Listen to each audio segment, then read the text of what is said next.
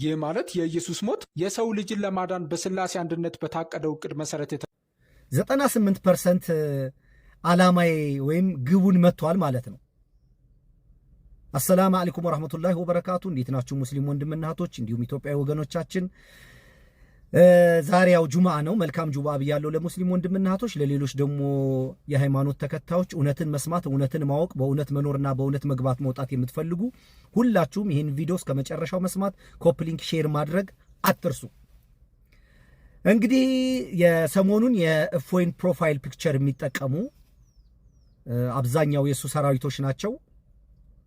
የኔን ቪዲዮዎች እየቆራረጡ ሰው የተሳሳተ ግንዛቤ እንዲይዝ በጣም ነው ተግተው እየሰሩ ያሉት። በተቃራኒ ደግሞ እንግዲህ ለእንደዚህ አይነት ነገር ሌሎች ደግሞ የኔ ወንድምና እህቶች ለዚህ ነገር ላይ ይሄ የተቆራረጠ ቪዲዮ ነው እንደዚህ ያደረጉ መስራት የነሱ ፋንታ ነው። እንደዚህ አይነት ነገር ላይ በሙስሊሞቹ በኩል ጉድለት አለ፣ ምንም ማድረግ አይቻልም። አይት እንዲያውም በተቆራረጠው እነሱም ራሳቸው ግራ ተጋብተው ለኔ ይልኩልኛል መልሰው እንዴት ትላለ አይነት ነገር ብለው ሙሉ ብሮድካስቱን ገብታችሁ አታዩም እንዴ? ምንድነው ግን እኔ አሁን በእፎይ ጀምሮ በእፎይ ነው የጨረሰው ይላል።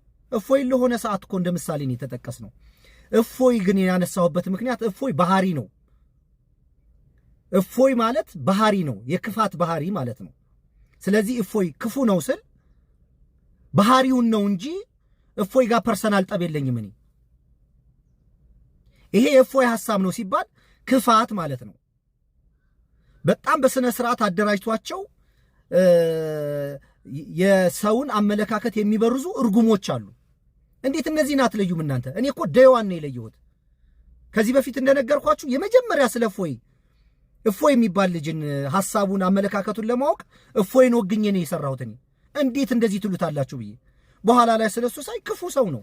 ስለዚህ እፎይ ስል እፎይ ጋር አይደለም ጠቡ። እንዴ በእፎይ ተጀምሮ በእፎይ ይጨረሳል። የሆነች ቦታ ላይ ለሆነ ምሳሌ ክፋትን ለመግለጥ የእፎይን ስም ተጠቅመናል። ስለዚህ እፎይ ማለት አሁን ባህሪ ነው። ይሄ ባህሪ ምንድነው? ሙሉ የማይሰማ ተጨባጭ ዕውቀት የሌለው ለማብራራት ጥረት የማያደርግ በያዘበት ነገር ላይ ጸንቶ ያልቆመ ከቁርአን የሚነካው ነገር የለም። ከሐዲሶች አንዳንድ ነገር እየለቃቀመ በወገኖች መካከል ጠብ የሚዘራ እርጉም ማለት ነው እፎይ ማለት። ሰይጣን እኮ የሚጠቀመው የሰውን አካል እኮ ነው። እናንተ ትቀልዳላችሁ እንዴ? ሰይጣን እኮ የሰው አካል መፍጠር አይችልም። ሰው ማበጀት አይችልም። ሰው መግደል አይችልም። ሰው ማንሳት አይችልም። ይሄ አቅመቢስ ስለሆነ የሚጠቀመው የማንን አካል ነው? የሰውን አካል ነው የሚጠቀመው። የሰውን አካል ተጠቅሞ ሐሳቡን ያንጸባርቃል። ስለዚህ እፎይ ማለት የሰይጣን ዕቃ ማለት ነው።